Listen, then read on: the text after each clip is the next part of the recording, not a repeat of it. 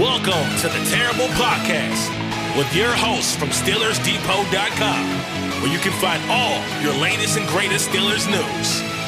It's Dave Bryan and Alex Kozora, always lit, talking Steelers. And now, here's Dave and Alex.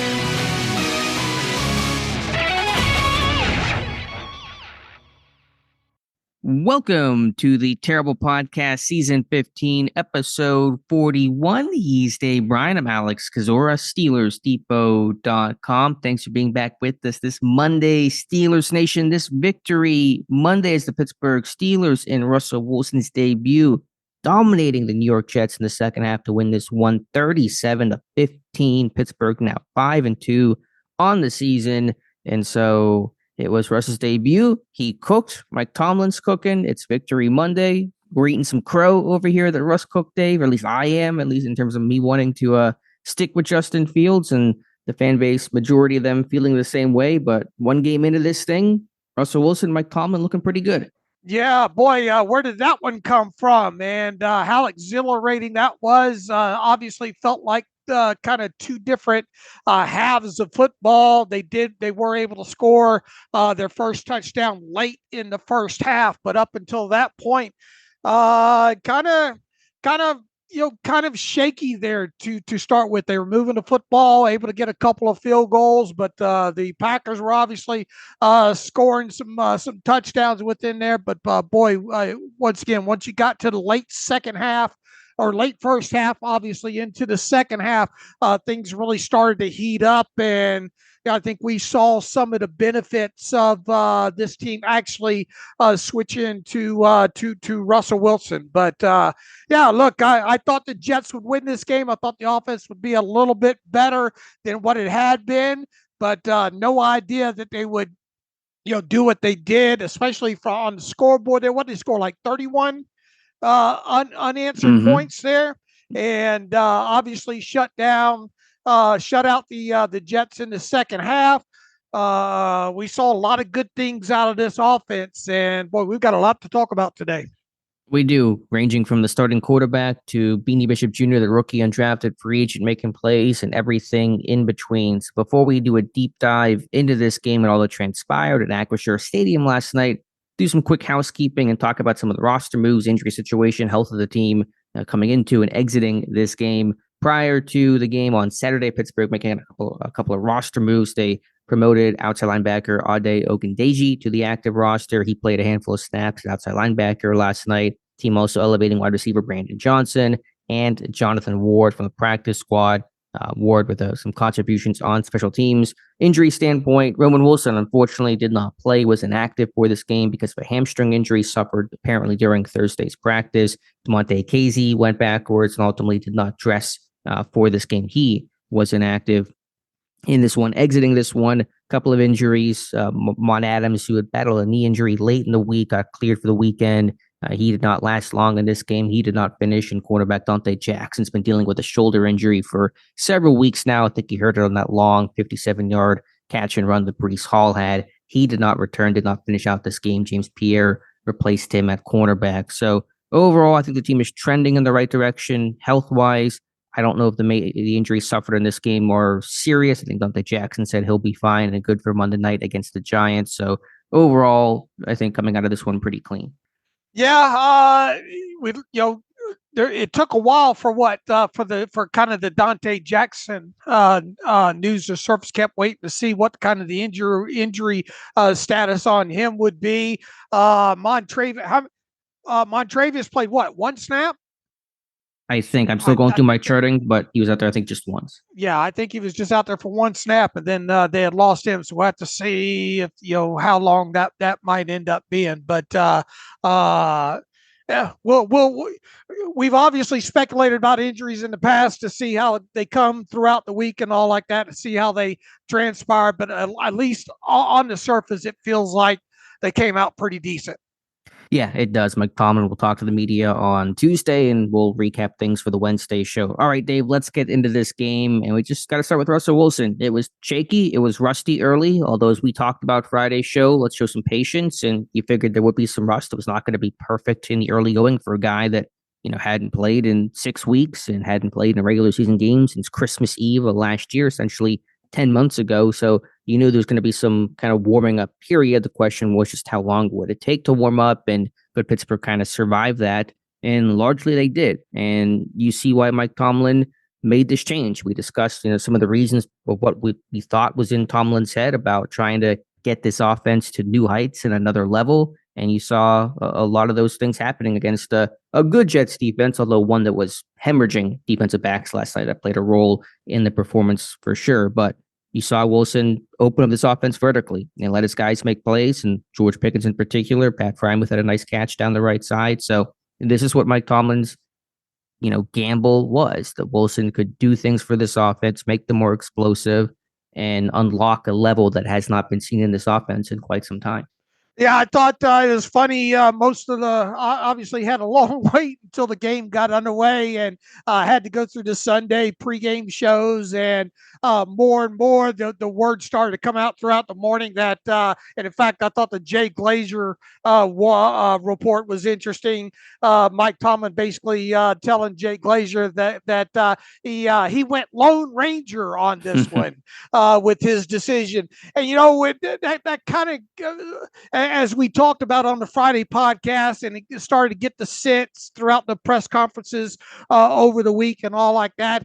And Mike, I think Mike, said specifically in one of them, this is my decision or something along those lines.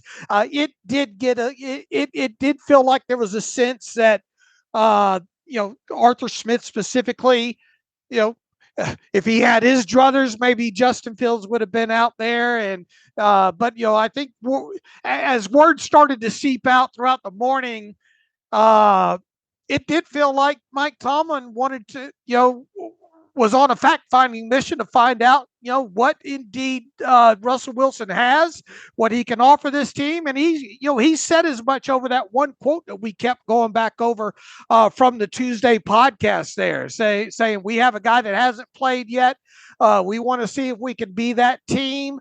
So I think the extra stuff that came out Sunday morning was more kind of quotes to kind of play around with, more substance to them, I guess, with descriptive words about Lone Ranger. But I don't think they were shocking overall when you roll back to what Mike Tomlin actually had said during the week and all like that. But look, I had said that I thought this was the right decision, but I wasn't 100% sure how it would turn out.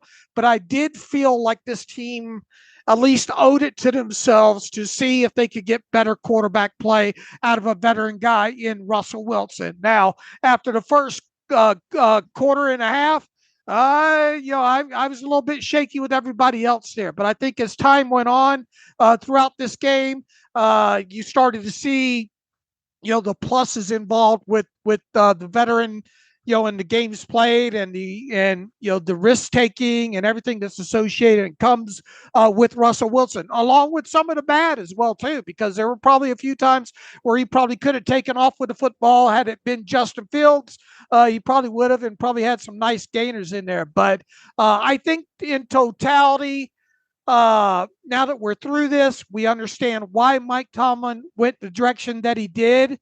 And, I think for the most part, fans should be happy that he did make the switch here, and now we'll obviously look ahead to see if Russell Wilson can continue this, obviously starting Monday night against the Giants.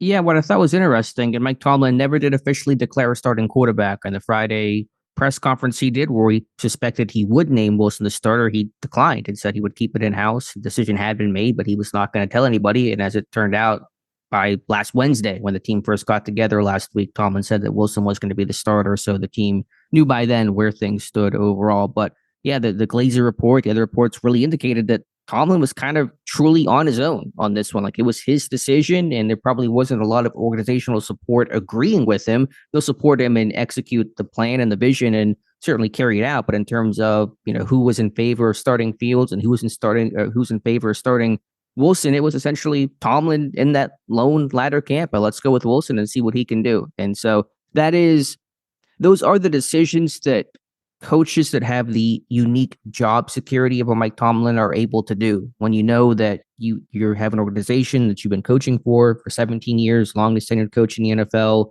the patience, of course, signing that contract extension through 2026 in the offseason, you're not sweating if this one goes awry that, oh my God, I'm going to lose my job. Or I'm going to get fired after this year. So, that is the perks of the job security is you can kind of take those risks and take that chance and stick your neck out. And one game in, Tomlin proving to be a very smart man.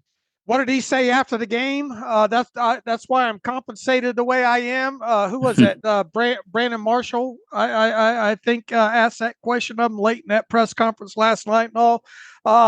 Look, I mean, it would have been easy for him to try to pull the plug on this around halftime as well too, if he really wanted to. I know there were people out there calling for him to do so. There are definitely people calling for him after the first several series, fans and all like that, to go back to Justin there. But he stayed the course. He was committed to this. And I think there were even the reports earlier on Sunday saying, look, it Russell Wilson's going to have a long leash here. So if things don't go well, early in Sunday night's game or through Sunday night's game, that Mike Tomlin's probably going to stay the course for at least a couple of games here. So kudos to him because most everything that you read this week, especially coming from the mainstream media, quote unquote, guys that are paid to analyze, the Monday morning quarterbacks from Sunday to Sunday, most of them were saying that they thought this was the wrong decision, that Tomlin should stick with Justin Fields. And look, it's only a 1-game sample size, but it did feel like after Russ kind of knocked the rust off, if you will, there early, we got to see some things that we had hoped to see. What did we talk about? We talked about pushing the football down the field. We talked about play action. Mm-hmm. We talked about trying to avoid, use at least whatever mobility that you have. We talked about, trying not to get sacked 5 times in a game.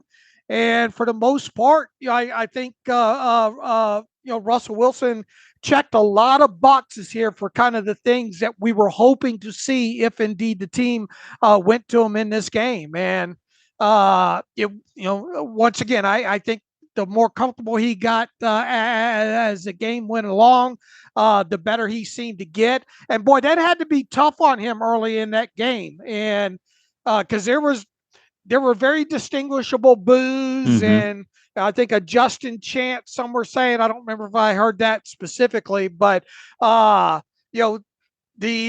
crowd had turned, seemed like it predominantly turned against him there. And to have, to be able to stick through that, I think he talked about that quite at length after the game, having the mental fortitude and all like that. So good on him. They got some mentally strong guys in that quarterback room.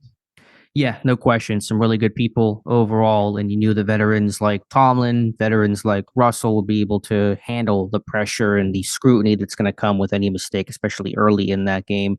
I don't know if the passing offense ever became super crisp and fluid in this one, but it certainly was explosive. And you had in this game 4 completions of 30-plus yards. Add in Najee Harris's rush of 34 yards. That's 5 plays from scrimmage of 30-plus yards for Pittsburgh. First time that's happened to the Steelers since 2015 against the San Francisco 49ers. And so that's what you were looking for. As Mike Tomlin says, the chunk plays, the big plays, cure a lot of the need for being rhythmic and fluid and going on these 10-play drives downfield. And so it was a quarterback that, is at his best when he's throwing the ball up for grabs with good touch and good placement, letting his receivers go out there and make plays. And that's what Wilson did. That's what his receivers did.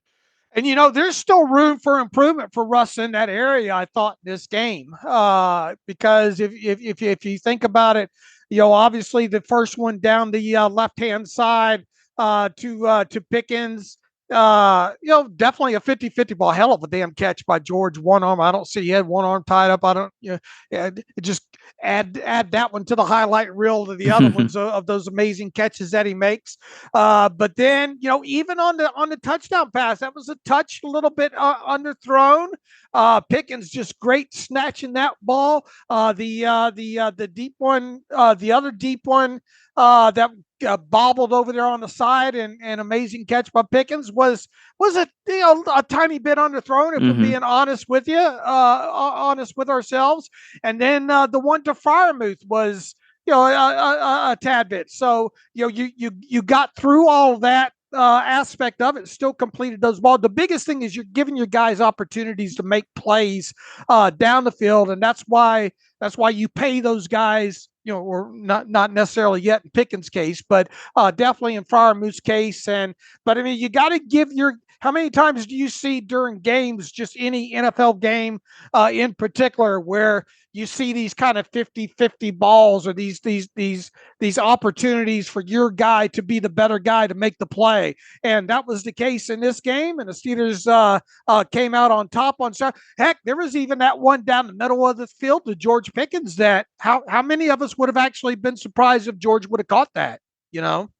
I mean, it would have been obviously a tough catch, but I don't think it was an impossible catch altogether there. But you talk about in total, 6 explosive plays. And I think the most frustrating thing out of all this, especially early in the game, and I tweeted about this at the time too. I think they had it something like, let's see, through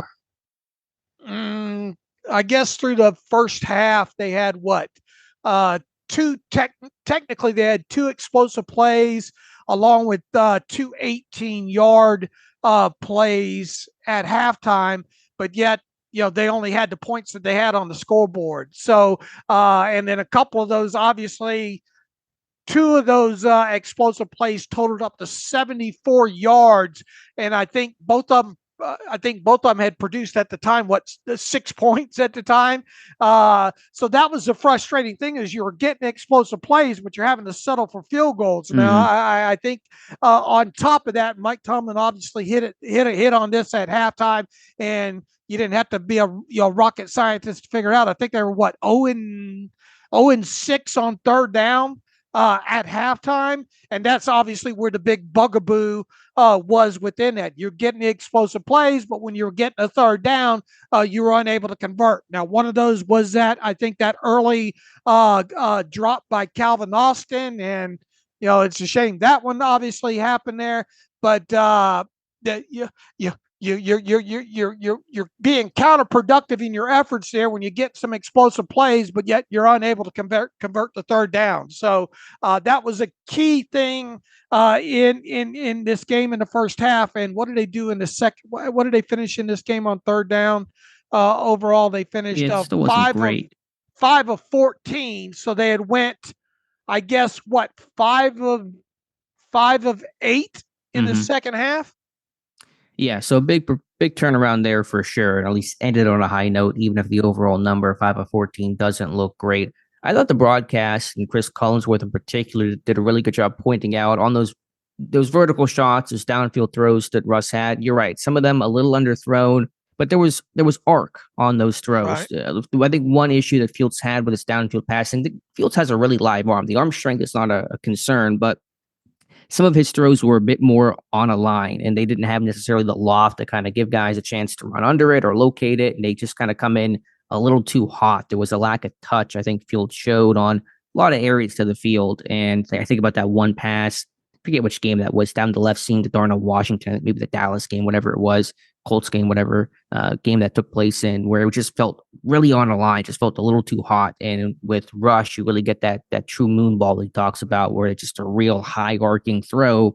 And you give George Pickens a high arcing throw, a chance to track it and make the play, he's going to make it more than most receivers. And he did in this one, especially against that Jets beat up secondary where they targeted some of the backups, and they're losing people that came into this game without a couple of corners, and Reed and Carter. And so that really played in the Pittsburgh's hand. And I think also, and I hadn't really watched the game. I mean, I had not seen the all 22 yet. Obviously, I think it just dropped, but it was interesting. I think whenever you play a quarterback like Justin Fields, you're going to play a lot of zone coverage to get eyes on the football, get eyes on him, make sure he's not scrambling, running around, making crazy plays. Against rush, you're more apt to play man-to-man because there's less of a mobility threat. But in some ways, that works better for Russ because man-to-man, you get more single high looks and, throw it up situations. The cornerbacks have their back turned, allows your guys to win more. So I think almost in some sense, Russ's lack of mobility maybe enticed the Jets to play some more man-to-man coverage and created those better, more opportunistic one-on-one opportunities for the vertical passing game. Yeah, and I think George Pickens was asked after the game, about some of the plays and all, and he pointed to second and third down specifically about how the Jets, seemed to play more man-to-man in those situations. The Jets obviously came into this game without their starting nickel and Carter. DJ Reed, a guy that we kind of wondered about, who's a very good outside corner, had a good start to the season, but he came into the weekend and I think questionable. And be honest with you, I thought he was going to suit up for this one. Reed was, but you get to the pregame inactives and his name is on that list for the Jets. So they're already down 2. Obviously they have Sauce Gardner on the other side. And then you had Sauce Gardner get banged up around halftime at this one. I think he did stay in the game, obviously, at least from what I remember coming back in the second half. I remember seeing him out there. And then they lost a safety in this game. They were getting very, very banged up secondary wise in this game. But I think,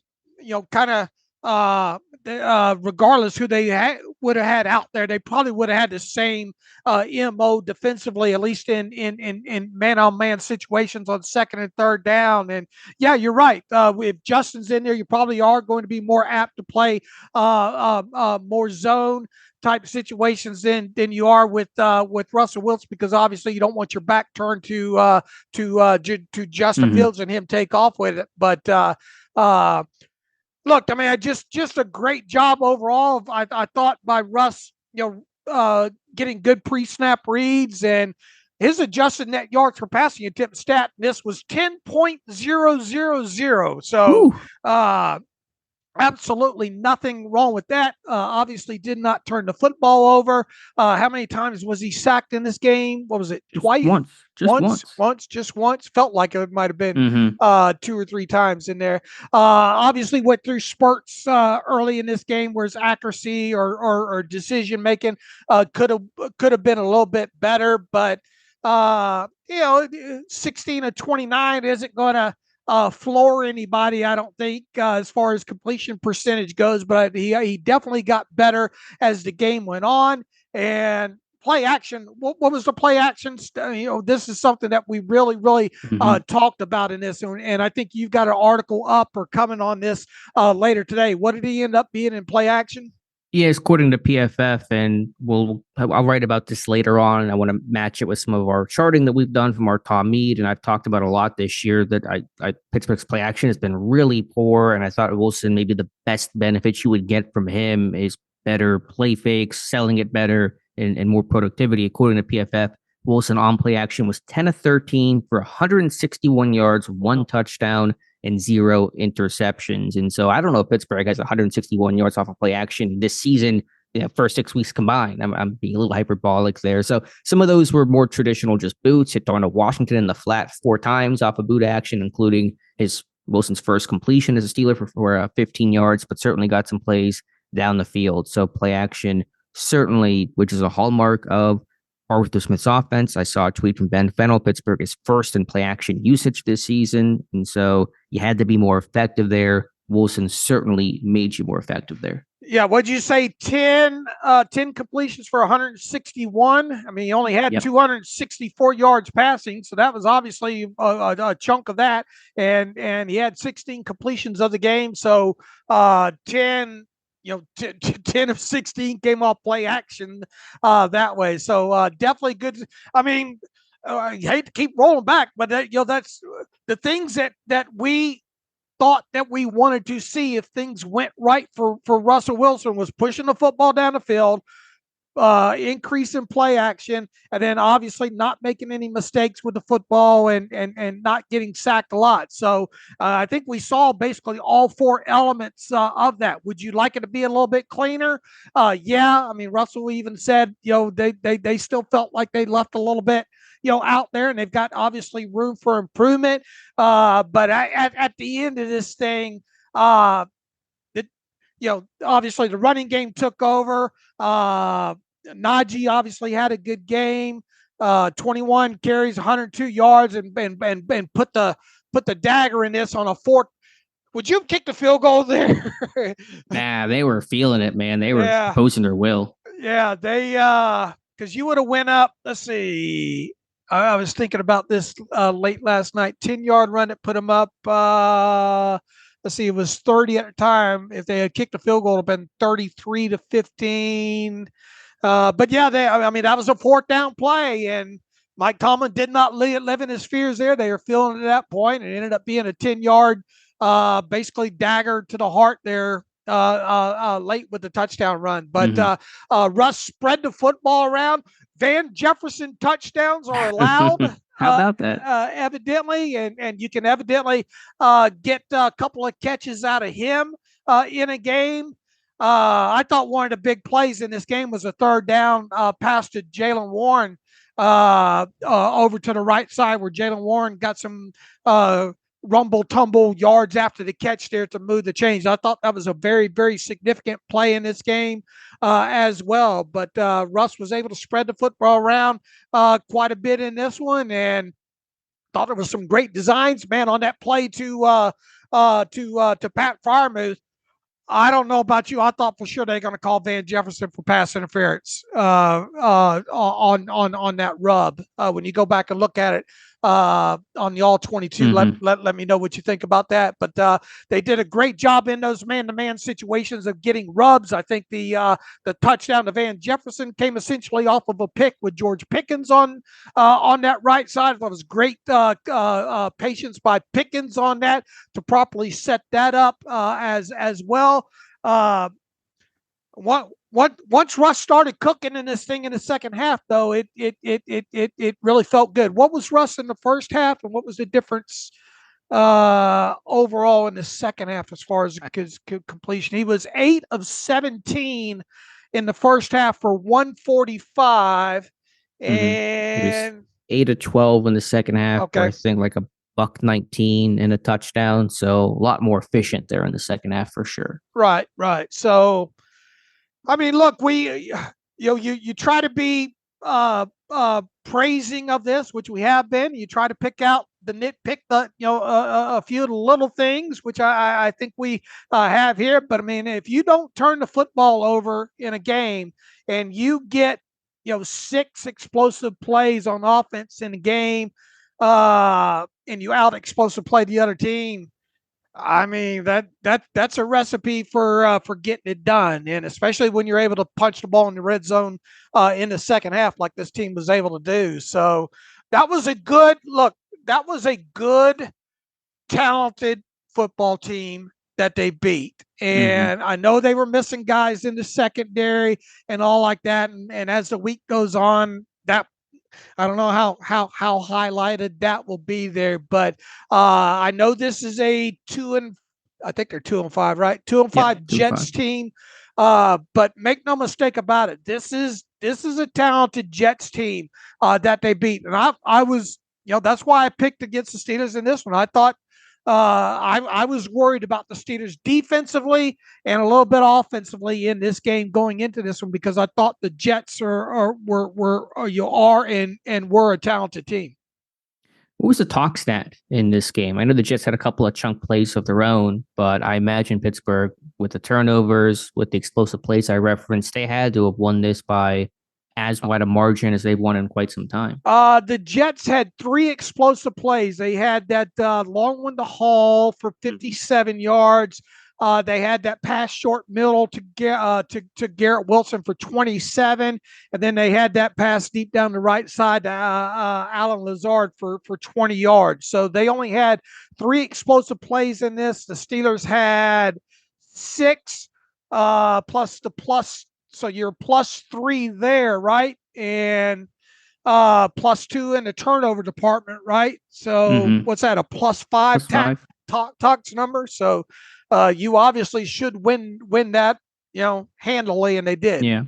Yeah, they did. The bottom line is what this quarterback change was all about was trying to get this offense to do things they haven't done this year and frankly just have not done in quite some time in the post-Ben retirement era. And you saw that 37 points for the first time in a victory since 2020. You had 4 pass plays of 30-plus yards. That's the first time that happened since 2017, that Detroit Lions game where Juju had one of his 90-plus yard touchdowns. We're talking a long time ago on, I said 5 plays of 30-plus, first time since 2015, 4 completions of 30-plus since 2017, back-to-back wins of, 19-plus points for the first time since also 2020. Granted, that was also with Fields last week against the Raiders. But bottom line is you're just doing things that you haven't seen in a long time. Russ is the first Steelers quarterback to throw for 2 touchdowns and rush for 1 since Ben in 2018. I mean, the list just goes on and on of things that have not been done in 5, 7, almost 10 years for Pittsburgh's offense, which is sad in one respect, but also encouraging just to be where you're at right now. And so that's what you were trying to unlock to get this offense to that next level, to sit there and say, okay, you're in a playoff game. You're facing a really good quarterback, a really good offense in Baltimore or the Bengals or the Chiefs, the Bills, whoever. We got to score some points. We got to put up, 27, 30 points. We got to score late. We got to jump on these guys early. I'm not saying that Russ is guaranteed to do that. It's just a one-game snapshot, but you see the flashes of it. And so you can go in that game and say, okay, there's a proof of concept. We've seen this team be able to create big plays and move the ball and put up points like a contending offense is capable of doing. And that's really, really encouraging. And look, make no mistake about it. There's that what we saw Sunday night. Some of that can be cleaned up still as well too. Oh yeah. There's you a said, lot Russ, of it.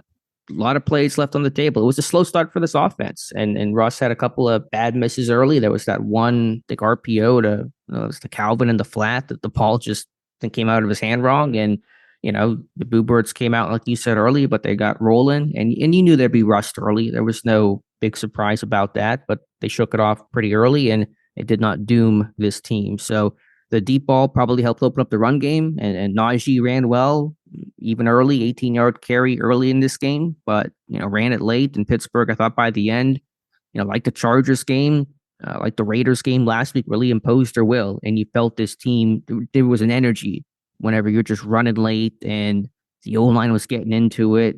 There's that one clip you posted of McCormick just going crazy, and I saw Freiermuth feeling it in this one, and the pile was moving forward. The energy was just that stadium was coming alive. And so kudos to this offensive line, Dave. I mean, I think we got to give them some love. Ryan McCollum in particular, 4th-string center in this one, his first start since 2021.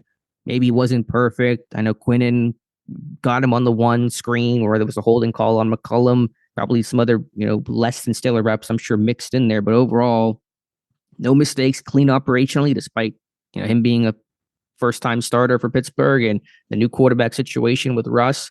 The demeanor of this offensive line was still the same. They were tenacious to play with a chip. They get after it as run blockers. And so I think this offensive line, just overall, despite all the injuries and different combinations and lack of continuity and chemistry, certainly was not perfect. But I want to give those guys a lot of credit for doing a good job up front. Yeah, look, I think Ryan McCollum was kind of a big X factor going into this one, but I tell you where they really benefited from him is that this was not his first rodeo. He's obviously been around the organization for quite a while, and he actually had a handful of starts several years ago, right? So he's been around, and you could kind of hear in his line calls and that boom mic, but going back through the TV tape last night, if you didn't know any better, you would have thought this is a guy that was the week 1 starting center, at least from how he from his demeanor and his line, the way he was vocal on the field and things of that nature there. So now I think if you go through each one of these guys play by play, you could probably nitpick certain aspects of their play. I mean, I tried to focus on Mason McCormick as best as I could through the first rewatch of the TV tape, and as a whole, I thought it was fantastic. But there were 3-4 plays where I was kind of wincing even on him. But I think collectively, this line got it done overall. I thought the running backs read the gaps really, really well throughout the night, especially on some of these zones, kind of having the patience to cut back. Jalen Warren in particular on one of them. Obviously, you only had the one sack allowed in this game, and that was huge as well. And yeah, they did all this without their starting center and Zach Frazier in there, so that gives you a lot of confidence moving forward as well too. But Ryan McCollum, if as you get into listening to the book, that's the best part of going back through the TV tape, in my opinion, especially when these games for some reason are played at Acrisure Stadium, because they just, I guess, where they got that boom mic position and all like that, you can really, really hear the dialogue. You can hear the Coors Light audible. I think I heard a Super Bowl. Did I hear a Super Bowl? Was there? Audible on one of them there, but just loosely as an initial takeaway last night, I really felt throughout the game that Ryan McCollum knew what he was looking at with his line calls, and obviously that makes it easier on the quarterback and the entire offense as well too there. But good game by the offensive line. Look, anytime you get a back to go over 100 yards rushing, there's something to be said there. And yeah, they definitely did their part in kind of a band of misfits. I think Mason McCormick looks absolutely great over there at right guard. There are, even though probably didn't grade out good overall, there are some Broderick Jones positive moments on tape in this one as well.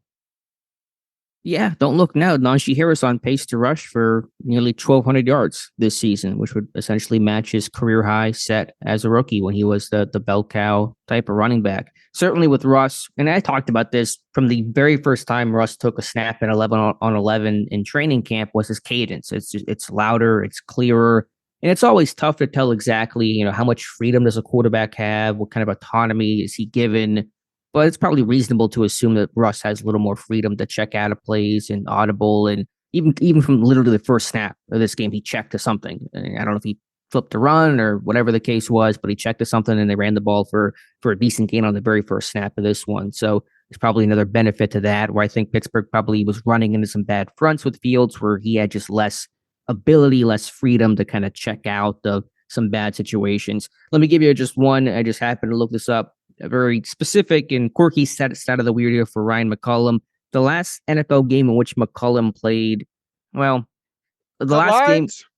Yeah. Well, he started in 2021. The last game that he had played, I was going to say significant snaps. He did play snaps against the Raiders, but his last game with the Lions, he had played 31 snaps off the bench in 2021 season against the Packers, against Aaron Rodgers, in which the Lions won by scoring 37 points. So apparently put Ryan McCollum in the lineup against Aaron Rodgers, and you're going to score 37 points in a victory. Little wordy, little specific. I'll clean up the language and work on that. But point is, yeah, kudos to McCollum, practice squad guy since the summer of 2022. He got signed mid-camp and was on the practice squad and kind of an afterthought overall, called upon. You don't usually have a great plan when you got to go to, would that be plan D, your 4-string center? But McCollum, I thought, stepped in, was a veteran, a professional, and the offense kept moving. I thought he had started more than one game with the Lions, but I guess he only started one game. He was in 13 games with them in 2021. I'm looking now. I could have sworn that he had 2 starts, but I'm obviously misremembering there. But he did have 1 start at least there. But once again, I mean, this is a guy that's been in the league since how long? I think 2021 was his rookie year. Okay, 2021. All right. So definitely, it's fun. Like I said, it's fun to go back and listen to the dialogue and all through the TV tape last night and all. Mm-hmm. And got some Aggies up front, Dan Moore and McCollum. They were teammates at A&M, and both came out, I think, same year. So kudos to them. And Dan Moore continues to play well, and he's going to get paid here this offseason for Sure. Anything else here for the offense, Dave? Just nice to have a lot of new things to talk about for this unit. Yeah, obviously have not gone through it with a fine-tooth comb, have not even touched the all 22 yet, but you obviously you had a good selection of heavy tight end usage in this one overall. Why wouldn't you? How many? You had like 17 tight ends dressed for this one. I think Mark Bruner put a helmet on for this game. Yeah.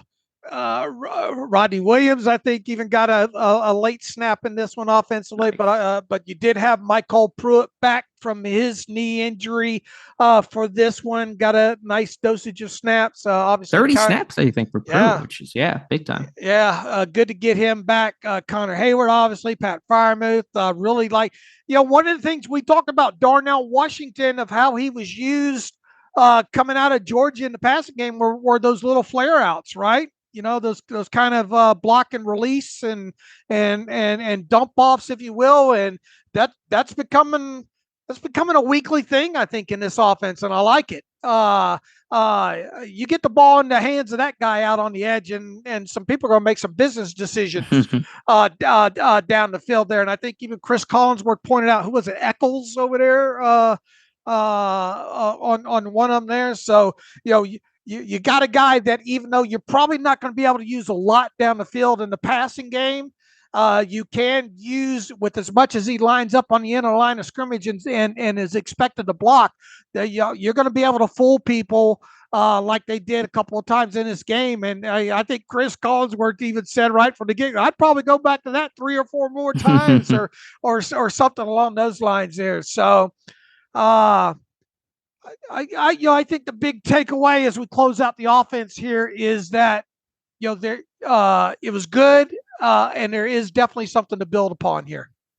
Yeah, there's no question about that. This offense, keep it simple. The core strengths of the offense in this game was the base run game, inside zone, maybe a little too much toss, kind of get hit and miss on those ones. But inside zone, duo, boot action in the flat, and the vertical pass game. I mean, those are kind of the 3 levels of how this offense operated, how it best operates. You have your inside zone and your boot action look the same for some easy completions in the flat, really extension of the run game, and then open things up over the top vertically. And so the offense really ran well in this one. And even just little things like you're watching George Pickens throw a block for Pat Freiermuth on that one tough run, catch and run that he had out there in the left flat. And you're just seeing teammates really get involved. Van Jefferson digging out the safety, I think, on Harris's last touchdown where the corner's got to replace, doesn't touch him. So it was either that or the long run that Harris had. I forget which play that was, but you're just kind of seeing those little contributions where it's a real team effort to make these plays go from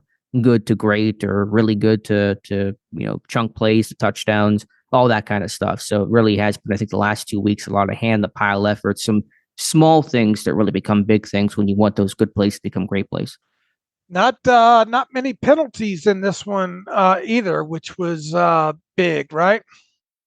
Yeah, a little bit early, but I think at the end, I mean, it's 2 in the one play, right? The ineligible man downfield and a hold, I think. On the McCollum, that busted screenplay. Yeah, finished this one 4 penalties for 36 yards. So a lot less shooting yourself in the foot than Pittsburgh has been accustomed to this year.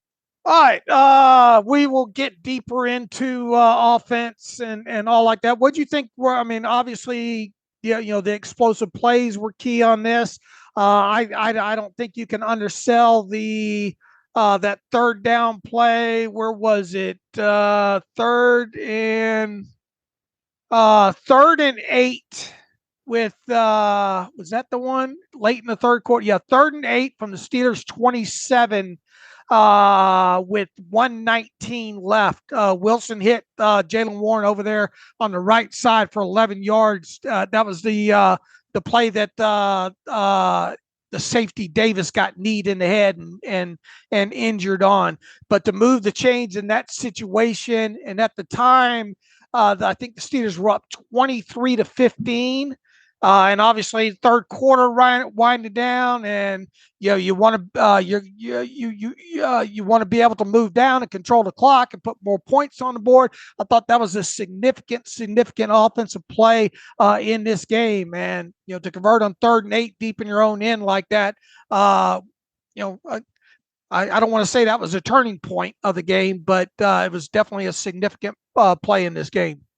All right, Dave, let's flip over to the defense and a little bit of a shaky start. Well, it was a good first drive. They got a 3-and-out, first half.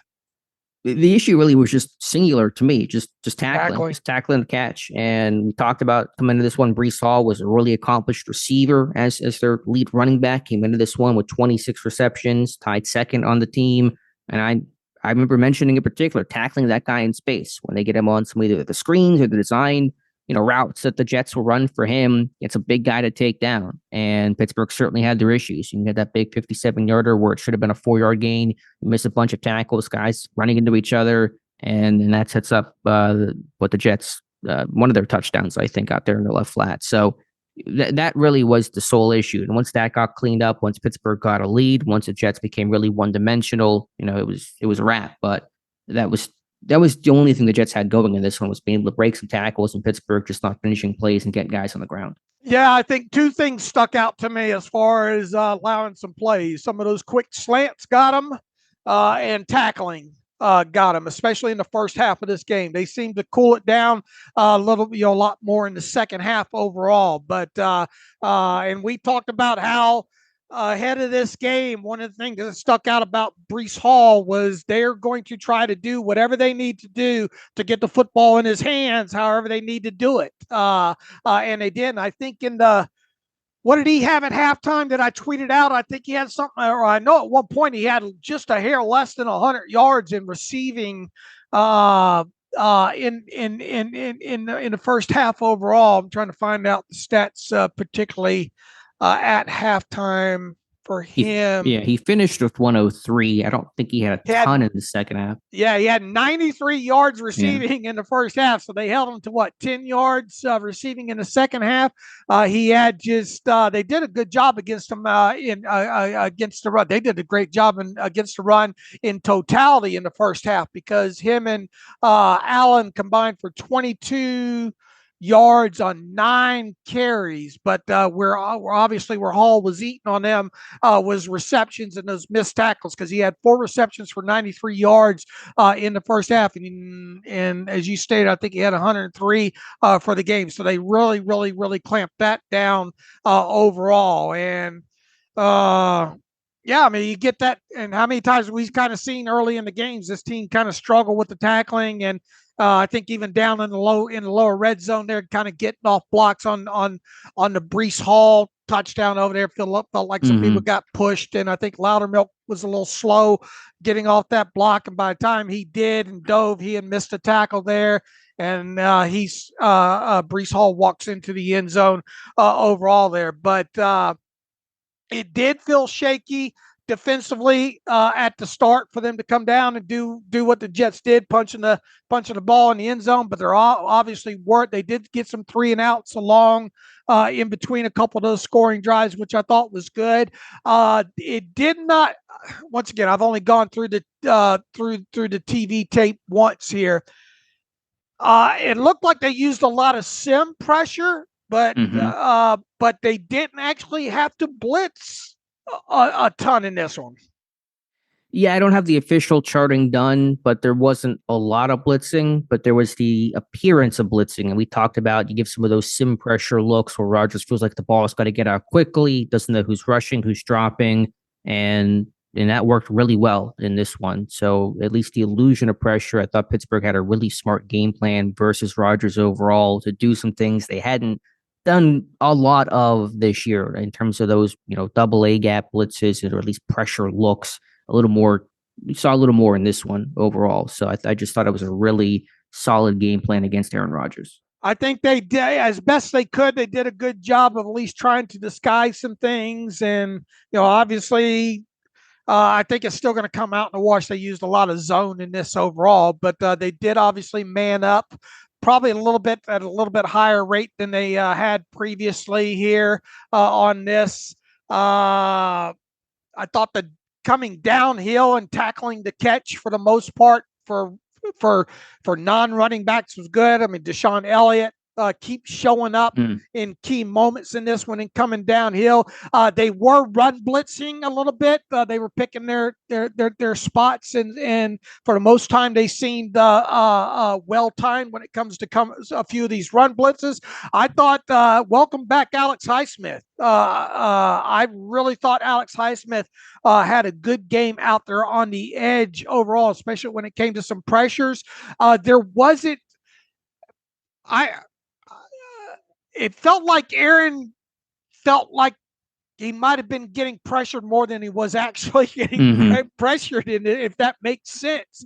It felt like he was trying to get the ball out quicker in some situations than probably what he needed to. He was not sharp overall. Now, he did make some plays, obviously, in this game, but when I went back through this thing last night, I thought, man, he really wasn't all that great in this game overall, and it felt like maybe he thought he was seeing some things that he shouldn't have been seeing, and maybe that was all the sim pressure, and kept thinking they're really going to come on this one, you know. But as we mentioned, we'll see what the your charting bears out on Wednesday, but it didn't feel like.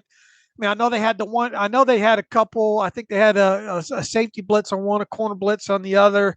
I think Queen came as part of a 4-man. I'm trying to rattle them off through my head here, and that's impossible to do. Yeah, there was one early where they brought, I think, 6 people. I know Queen came on the coffee house stunt, my favorite stunt, where you fake like you're going to drop and blitz. It didn't really impact the play, but they dialed up a couple looks early, and then I think they were kind of bluffing later because Rodgers thought, okay, maybe they're going to rush again. They've shown it once, and it was really effective. I mean, is that the sense that you got that that Aaron kept thinking they're coming, and they, especially kind of second half of this thing, and they know, because overall the pressure wasn't great in this game. It was good. It just it wasn't great. I mean, time to throws still seemed to be there overall for him, and I think when this bears out, there's going to be just a lot of 4-man rushes in here. Sure. Well, I would say this. I know that officially Rodgers was only sacked one time, and that came on the opening possession. Larry Ogunjobi with a nice job on that coverage sack, but you had 8 quarterback hits according to ESPN's box score, and Rodgers got the ball out, I think, in 2.46 seconds, which is lightning fast. So it's hard to really get to him consistently. Sure. It was hard to sack him when the ball's coming out that quickly. So you're getting, 8 quarterback hits on a guy with a snap to throw time under 2.5 seconds. And then I thought what Pittsburgh did really well was they adjusted, and no one adjusts better in that sense of getting their hands up in throwing lanes. You had 4 pass deflections, 4 swats by the core rush, by the defensive lineman and the edge guys. Benton had 2. Watt had 1 on that RPO that got right in Rodgers' grill, and Cam Hayward had 1 on that Highsmith pressure that he had early in this game in the first half. And so you adjust well in those situations when the ball's going to come out quickly. You probably aren't going to get home. Let's get your hands up in throwing lanes. The one that Benton had, didn't that come on a 4th down? I think. Yes, sir. In a screen. Yeah, Benton's done a really good job keying screens the last couple weeks. Been so close to making plays, able to make some plays in this one. So you understand the circumstance, the quarterback you're facing. Okay, probably not going to get to this guy on a 3.5 second bull rush. Let me get my hands up, swat these down, take away some of that quick game. That was really key. Understanding down and distance, and that Benton one, that 4th and short, the ball is going to come out quick. And so really smart adjustment facing a quarterback like Rodgers. Was the Watt one down deep in the Steelers end on a 3rd down? I forget the down. It was in Pittsburgh territory. Yeah, that was a 3rd. That was a 3rd and 7. That's big. I believe. I think Benton had the pressure on that. That was in the 3rd quarter, right? 3rd and 7, 4:21, and then they ended up converting the 4th down, though, didn't they? That was the 4th and 1. They went over the middle to Mike Williams. Over the middle, or am I thinking of a different one? I had to double check. It isn't. No, it was a second. I'm sorry. It was a 2nd and 10. At the 17 was the Watt bat down there, and then that was followed up by a 3rd and 10 that was incomplete to Mike Williams down the left side. That wasn't really even close. And then the block field goal. We got feels like we got another 2 hours of this show to do at this point here. Alex Highsmith on a pressure on the one that Hayward got his hands on. The Benton one, as you mentioned, was on fourth down. Was the other Benton one when he dropped a little bit in coverage? Is that, I think, the attempted screen? I think he blew up the screen. I believe that's what they're going to consider. So, yeah, again, you understand it was hard to not going to get a 5-sack performance when Rodgers is having that kind of quick trigger, but you adjusted well, you impacted in other ways, and you still had 8 quarterback hits on that guy, which is a strong number for any game, especially in a game like that. You talk about quarterbacks that you're going to play, because I think we talked about this before the show. Quarterbacks that they have played, best quarterback so far. When you take into account Kirk Cousins, Rusty coming out of the chute. Obviously, Herbert was banged up for that game against the Chargers. You did not adjust against Flacco as you probably should have in that Colts game, and he tore your zone apart. They faced some pretty decent quarterbacks over here, but I mean, as far as experience and ability to recognize and guys that you're probably not going to fool, well, obviously Aaron Rodgers ranks way on up there. So they beat a good quarterback, and defensively now, I think for this part of the show, this is where we bow, we put our foot in our mouth, and we compliment Beanie Bishop Jr. Mm-hmm. The phrase of the day, at least Collinsworth phrase, was Beanie Baby, and it was just a great performance. And listen, I was certainly concerned in this one. You weren't alone. I was holding your hand. That Rodgers, a 40-year-old, 20-year NFL quarterback, Hall of Famer, and you have Porter, Jackson on the outside, where they target Bishop in the slot, get Lazard on him, get the size mismatch. Bishop has had his struggles this year, but I think he's had 2 really improving games since that disaster against Dallas. The Raiders game I thought was good, gave up a touchdown late, but overall a good game. And this one, he was just aces. I mean, talk about the turning point. Everyone admits it. The players, the coaches, the fans. That interception that Beanie had late in the first half really turned this game around, got Pittsburgh to make it 15-13 at the break instead of being down at best 15-6, potentially more if Rodgers engineers a drive like he's done so many times before. So 2 interceptions for Bishop in this one. Only the second rookie ever to pick off Rodgers twice in a game. Kirby Joseph in 2022 with the Lions was the other. Bishop, the first undrafted rookie free agent to ever do so against Rodgers. He's only the 4th corner in Steelers history as a rookie to pick off 2 passes, or undrafted rookie to pick off 2 passes in a game. So the first since 1991, a Sean Vincent to do so. So some really cool numbers there for Beanie Bishop Jr. and a heck of a performance that really turned the tide in this one. Well, you got to. I just realized this morning. You got to think he's in the running for Defensive Player of the Week here for the AFC. Sure. We won't find that out, I guess, until Wednesday morning. There, that first interception, that was just a great read. He talked about that after the game, and just a great play on that ball up the middle of the field there for him to let alone get you think, man, at least he's going to probably be able to deflect that, get it past defense, but to intercept that was obviously huge in that. And the second one, I was with Chris Collinsworth at first. I thought he got a piece of that ball initially, but I think he said after the game that he didn't. But I think the key point within this is the depth that he was dropping and the timing of his jump. Who was that? Wilson? Was that intended for Wilson? For Garrett Wilson. Yep. I think his location and his depth and his jump all impacted the view and the potential of the catch on that. And I think that ball was hard for Wilson to pick up. It obviously bounded off him up into the air, and just to have the wherewithal and the ball skills to be able to get that after the fact. And some people might look at that and say, well, technically that should have been a completed pass. But I think the way he talked about it after the game was well too. I think he impacted the play just by his positioning and his ability to leap up in there, and then obviously having the ball skills and the wherewithal to find the football after it's up in the air was huge. And that was a nice return by him as well, too. And props to Devontae Adams for keeping that one out of the end zone, because Steelers obviously scored the next play after that, though. But huge. I mean, huge turning points in the game. It goes without saying, because you get that one right before halftime when it looks like, you're really down on yourself, and it looks like at worst the Jets are going to run out the clock in the first half. But to not only get that, but get points off the turnover, and that was huge. And I mean, you got 2 points off the turnover in both those situations there. So kudos to him. Had some nice tackles in the game. They did get him, I think, for a couple of slants in this one. But I mean, in totality, huge, biggest plays he's made for this team, obviously, so far this season. And the Jets are getting the ball at half, so they could have gone down the field. Let's say you just kicked the field goal, made it 18-6, and who knows how the second half starts off. And so that was just a huge turn in so many respects.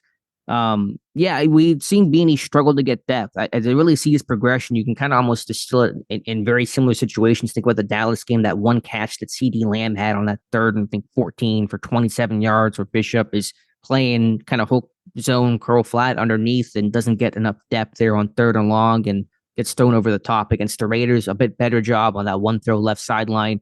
Probably could have gotten a bit more depth, but helped squeeze the throw. That throw was, I think, ultimately incomplete. And then in this one, really getting good depth here, carrying that vertically, getting his arm up, probably maybe obscuring Wilson's view a little bit that made that tough catch, or that catch tougher on him. It caused it to go out of his hands and be picked by Bishop on the ricochet. So great job overall. Also, I forget if it was in reference to the first pick or the second pick, but Beanie and I think Patrick Queen talked about it too, that one of those picks Beanie had referenced, they'd run in Green Bay with Adams and Rodgers. I think Queen had said post game that Bishop had interceptions on those 2 exact plays in practice that week. So shout out to the scout card defense, a scout team offense, I should say, that ran those plays and gave Pittsburgh's defense some really good looks, because you're trying to go back and figure out, okay, they're acquiring Devontae Adams. What concepts are they going to run? How are they going to work? Trying to go back and find Packers tape. And so when you hear them reference some of the Green Bay stuff, which is from really years ago, it's been a long time since those guys, Rodgers and Adams, were Packers together. Whatever Pittsburgh's plan was, whatever they were running in terms of scout team offense, showed the defense some great looks, and this one really paid off. So, I think that's a small hidden part of this one. And you give your defense some really good looks and really give them a good game plan of what to expect in practice during the week. They can go out there and execute it on Sunday night. Yeah, big grow-up game for him. Makes you feel a lot more confident about him moving forward, his understanding of the defense and all. And look, he's taken his lumps a little bit, throughout the first obviously 6 games, and we've pointed those out along the way here. So huge game for him. You can definitely see why this kid, look, toughness was never in question with him, and you go back to his college tape and had a lot of contested passes, and a real physical guy overall there. And sometimes it takes these guys a little bit to kind of get settled in to what they're asked to do at the NFL level. But here's to him building on that, and a guy that we kind of wondered about could be potentially a weakness for this defense going into this game, ended up being the biggest strength for this defense. So not afraid to admit when you get something wrong on that. But without those couple of picks, this game doesn't take kind of the path that it went in. Sure. And just a really mentally tough dude for Bishop to, what, he go to like 3 different colleges and undrafted and making the team, and, having that bad showing against Dallas, and in training camp, going from first team to a week where he's running second team as they're kind of mixing things up, and just, that's a mentally tough dude to bounce back and stay with it and not get phased and go out there and have a great performance, and one he certainly will never forget. So great performance there from Beanie Bishop Jr.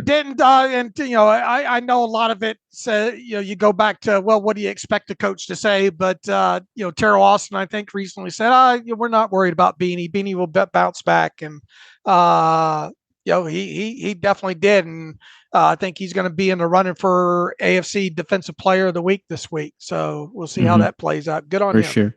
Yeah, absolutely. All right. Anything else here defensively, Dave? Situationally, I know Pittsburgh was pretty strong. Third down. Don't think the Jets had a lot of success. 3 of 10 on third down. So I think the last 2 weeks, the opposing teams are like 5 of 22 on third down. And that gets that sour taste out of your mouth. What Pittsburgh was allowing 56% on third down and those losses to Indy and Dallas. And so you've seen a big 180 in terms of the third down defense stepping up.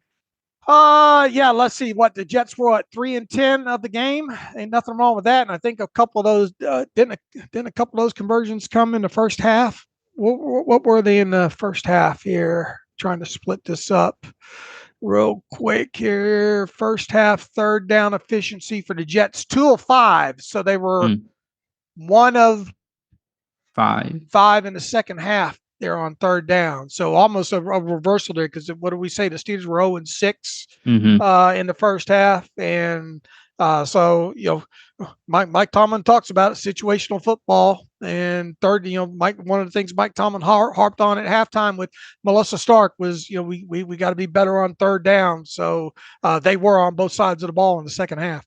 And for all the chatter pregame about, it's Devontae Adams and him and Rodgers are back and how explosive can this offense be? Adams, 3 catches for 30 yards on 9 targets and shut out in the second half. I think he was targeted 4 times, no completions. I think an interception came off one of those. So, yeah, I mean, just overall in this one, Adams was really a non-factor. All right. Until we get deeper into the tape, I guess that's about as good as we're going to do on offense and defense there. And we still got the special teams portion. Oh, yeah. Danny Smith forever, Dave. Say it with me. Say it loud. Forever. Say it proud. I mean, this was no joke, not even just a prisoner of the moment. One of the best all-around special teams performances you'll see from a team all season. I have an article this morning that just kind of breaks it down. They impacted the game in every which way. The kicking game, where Boz continues to be perfect, 3 of 3, continues to be on pace to set the NFL record for most field goals made in a single season, which may not be the offense's favorite stat to tout, but it is one they are certainly on pace for right now. Corliss Waitman, 4 punts, 3 inside the 20, a 46-yard gross average, a 45-yard net average, really good numbers overall. And then, of course, you get the field goal block by Dean Lowry. You got the extra point block by Minka that was, to me, incorrectly flagged for leverage, which I think everyone kind of agrees. Even the refs there up in the booth agreed that was a bad call. Great kick coverage. The only thing they didn't do was kick returns. They did not have a single return in this game. And so I think just overall A to Z, a great performance from that unit. Yeah, going to be fun to hear Gene Steratore talk about that one on the radio this week on that blocked extra point there. Dean Lowry on the field goal block. How much do those guys love Danny Smith, man? How that was such a great moment in that game to see those guys going over to Danny, and even Tyler Matakavich in street was that clothes. Dirty Red? Yeah, I thought that was him. In the background back there. Those guys, and I mean, from being out there in camp, Danny Smith is hard on those guys, isn't he? And I think Chris Collinsworth said he uses a lot of 3-letter words or some 4-letter words sometimes, or three-word sentences or something like that. I forget what Collinsworth said, but man, what was the stat on this that they showed up on that? Something about 9 blocks or something. I missed it.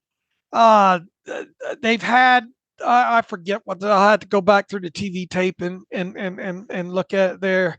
But man, they really rallied throughout this thing, and Miles Killebrew almost had him a punt block early in this game as well. We are not done. I think I said this recently on the podcast as well too. We have not seen, I don't think, our last punt block, obviously, of the season here, and for them to get kind of the pressure up the middle.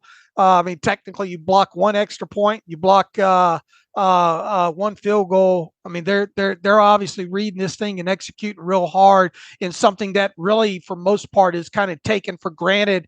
That you're not going to be able to block, field goals or extra points like that. So it was fantastic to see them celebrate with Danny Smith, and just overall, I mean, it takes all 3 phases in the game. And I think one thing that stuck out early with me is just some of the hitting, going down and covering some of these kickoffs. Connor Hayward early, down there. I think that maybe that was a punt.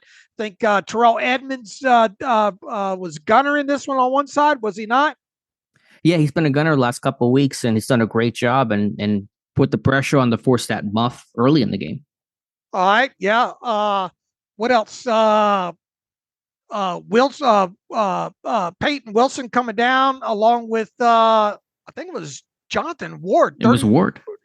Ward on one of him, and Wilson just cracking on a tackle out there. So, man, you can't complain about the third phase of this team. And as you mentioned too, I mean, you can't take it for granted with what Boswell does when he runs out there. Man, you might as well put 3 up on the board.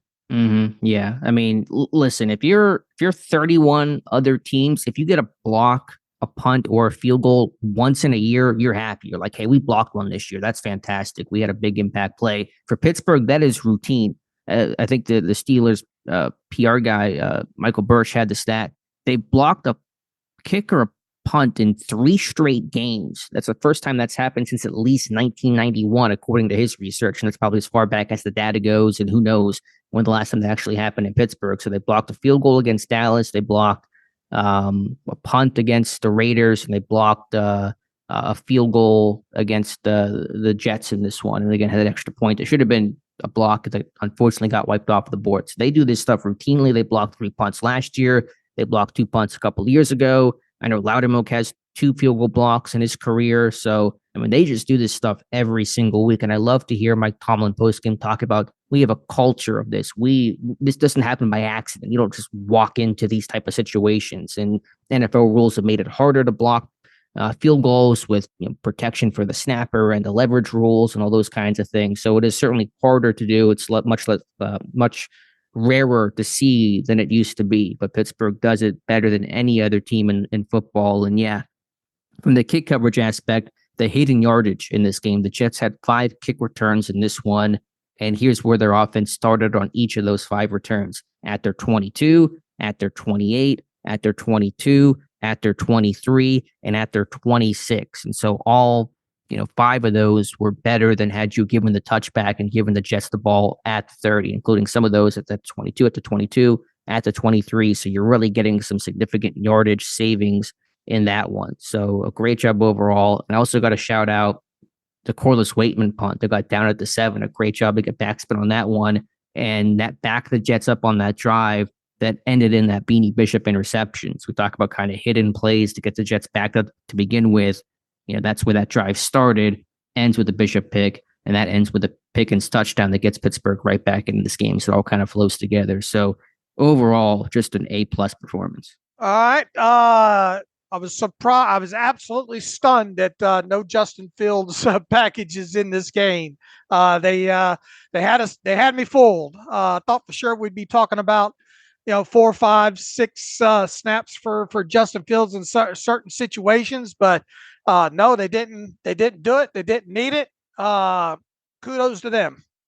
Yeah, some of that's always going to be circumstantial. There were some moments where they could have done it. I think right after the Bishop interception, maybe you could have brought Fields in and done that, but obviously they got the touchdown regardless. So yeah, I mean, I'm sure it'll happen at some point, but again, even just the threat of it, because if you're the Jets, you have to, in any defense going forward, you have to assume it's going to happen. You have to plan for it, and you have to spend time on it. And the Steelers may opt in the game and say, we're not going to do it this week, but we made you waste 20 minutes of a period in practice. That's precious time to have to game plan for it and study for it and get some looks on it. And so anything you can do to waste the opposition's time is a great advantage. All right. Did we miss anything? I think we, for not tearing up the all 22 and very limited watching of the game of the TV tape, I think we've rattled through it pretty good. Yeah, I think we covered our bases. I would just say, just again, to emphasize that the D-line had a really good game. Ogunjobi was really good early. That personal foul, I thought that was pretty ticky-tack. But yeah, they could have called the same thing when they were tackling George Pickens over there on that one over there, and they didn't. If you're going to call that, call it for both teams, Yeah, officially credited with 3 quarterback hits. Ogunjobi was. Hayward, excellent as always. Benton, Lowry on the field goal team. And so want to shout out that D line for the Pittsburgh Steelers. I thought just across the board a really good performance. Look, you really got to reevaluate, what you maybe think the ceiling of this team is right now, especially if they start getting some of these guys back healthy and all right now. And there's no gimmies in the NFL, but it certainly feels like the game against the Giants is one on Monday night at home underneath the lights that, based on what you've seen so far, I don't want to jinx anything, but you obviously are expecting a good performance again in this next game, and then you go into the bye. Once again, hopefully get some of these guys back healthy and all. But it does, from the second half specifically on, with what you saw against, once again, I can't understate it. I think this is a talented Jets team. I think if you look at their schedule, talent they have on the roster, I think they got a good shot of getting back in this thing as well too. They, long story short, I think they beat a good team, and I was concerned about this. Mm-hmm. Obviously, picked against the Steelers in this one. It does make you kind of perk up and say, well, what is the ceiling of this team now?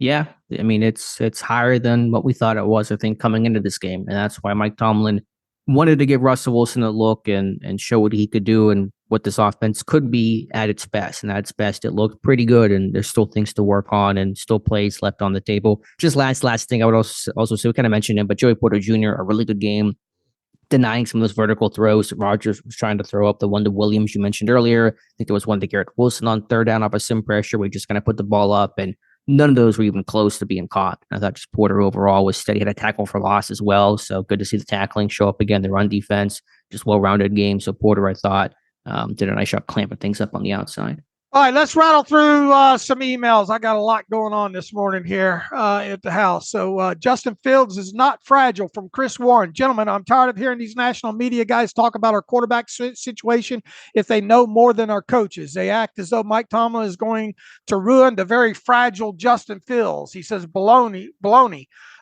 Justin Fields is a mature, high-character guy. He may very well be our quarterback of the future. He isn't sitting on the sideline sulking just because a future gold jacket guy got the start over him. Tomlin knows these guys as well as anyone. Don't you think he deserves the benefit of the doubt? I mean, I think we've, I know what I see obviously what some of the national media guys are saying and all, about this quarterback decision. A lot of them, as we talked at the top of the show, a lot of the Dan Orlovskis. I mean, I could go. I don't want to just single out Dan. I think Dan does good work. But I mean, you go down the list on a lot of these guys thinking that it was a bad decision on Mike's part and all like that. And but on the flip side, we made sure to hit on this on the show the other day. Justin Fields is handling this very, very well. I thought his press conference the other day was very impressive. I think that was on Thursday there, and I don't think we've seen the last snap under center this year for Justin Fields. He's got to be ready to go at a moment's notice with all this. And Mike, they don't care what none of us say outside of that locker room. Mike Tomlin knows what he has behind closed doors there. So us and the talking heads and the media, we're all going to say what we're going to say. But, Mike Tomlin has a good grasp with this team behind closed doors.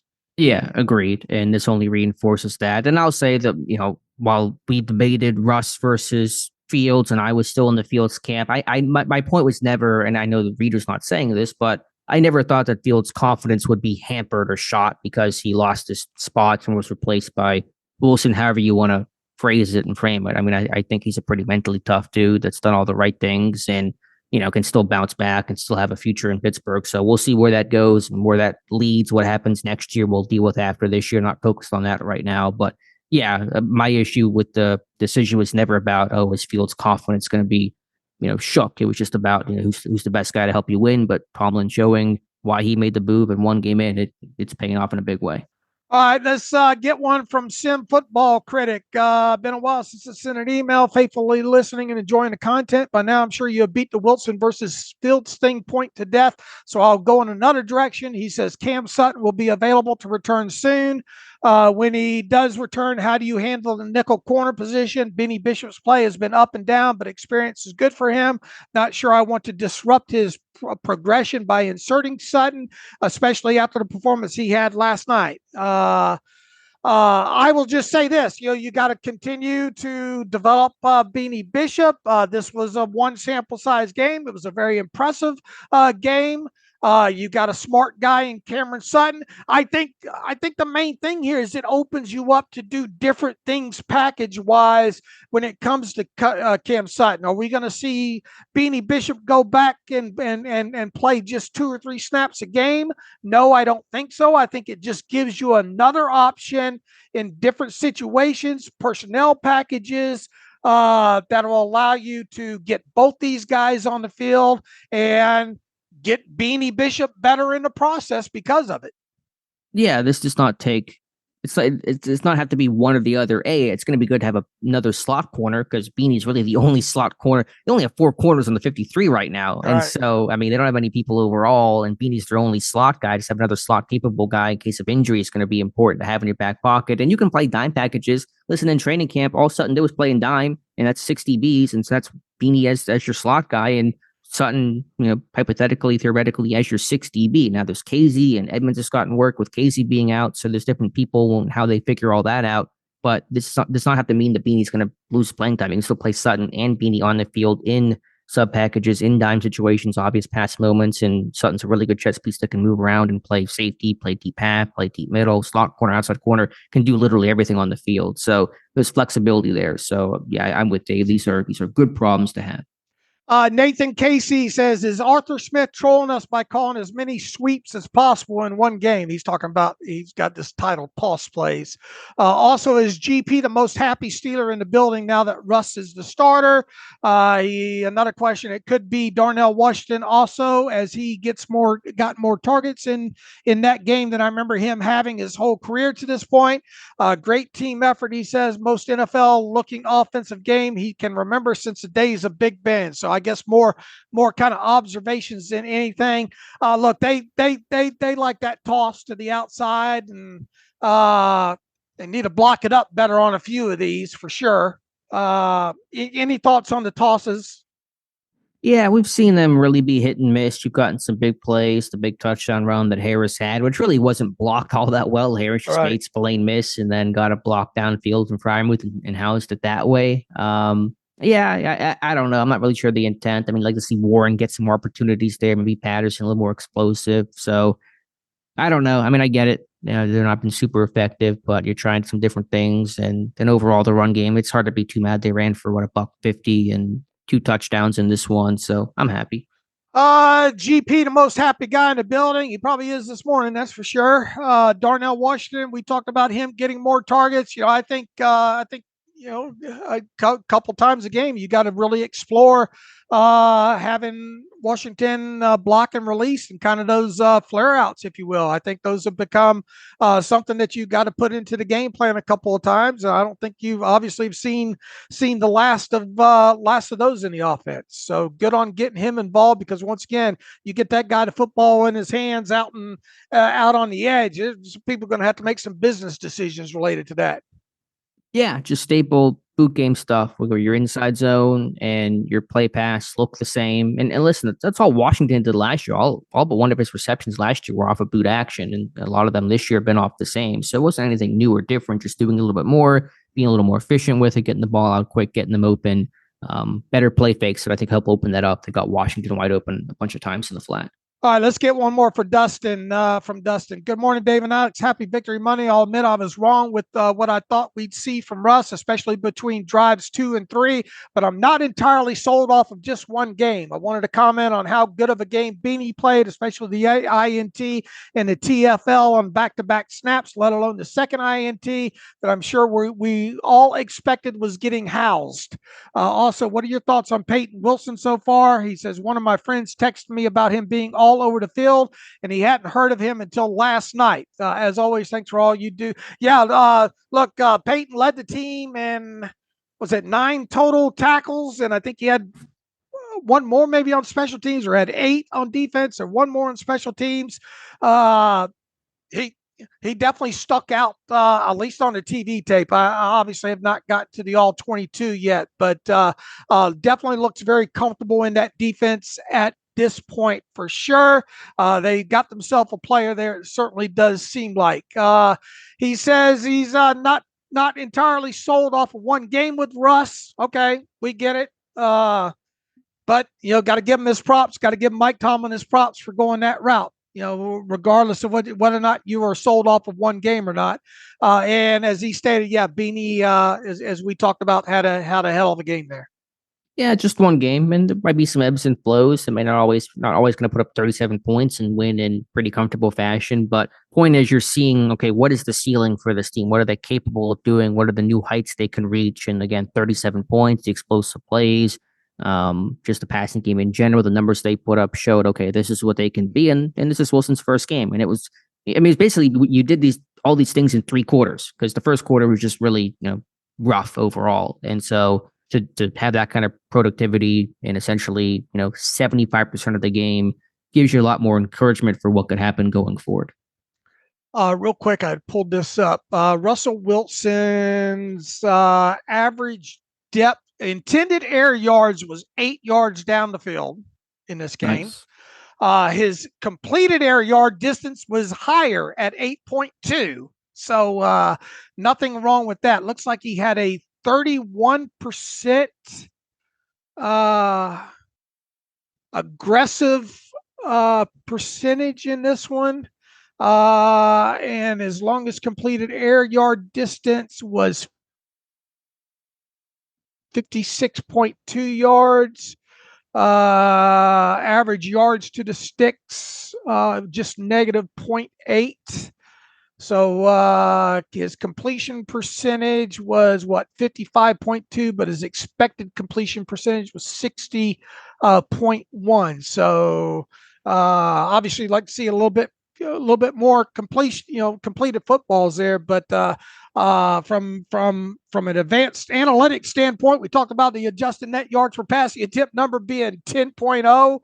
You won't see many of those, I promise you, out of any quarterback on any given week there. But props to Russell Wilson, props to the Steelers. This team's 5-2 headed into week 8. I think Mike Tomlin talks to the media on Tuesday. Obviously, get prepared for the Monday night game against the Giants. You and I will dive deeper into the film. We'll be back on Wednesday to discuss what we saw there, talk about the Mike Tomlin press conference. So in the meantime, you can follow me on Twitter/X at Steelers Depot. Follow Alex at Alex_Kozora. Follow the show at Terrible Podcast.